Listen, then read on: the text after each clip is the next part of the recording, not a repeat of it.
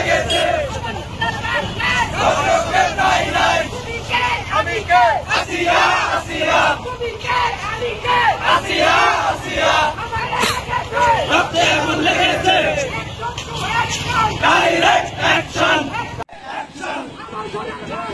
দর্শকের নাই নাই আমার সোনার বাংলায় দর্শকের নাই নাই তুমি কে আমি কে আসিয়া আসিয়া তুমি কে আমি কে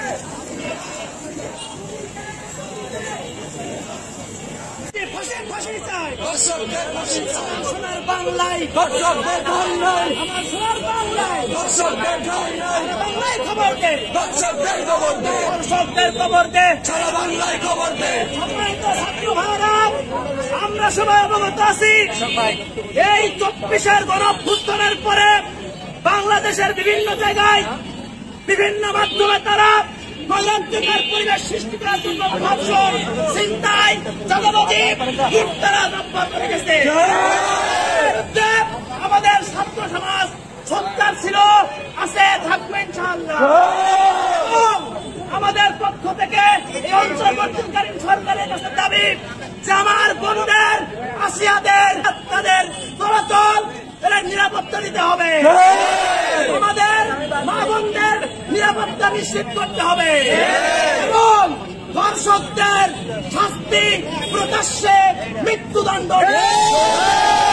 ধর্ষকের কোন স্থান বাংলাদেশ আমরা মেনে নেব না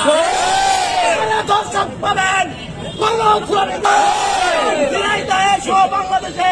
এই ধর্ষকদের পক্ষে কোন আইনজীবী দলের তাদের বিরুদ্ধে আমাদের অবস্থান থাকে অতি দ্রুত সময়ের বিরুদ্ধে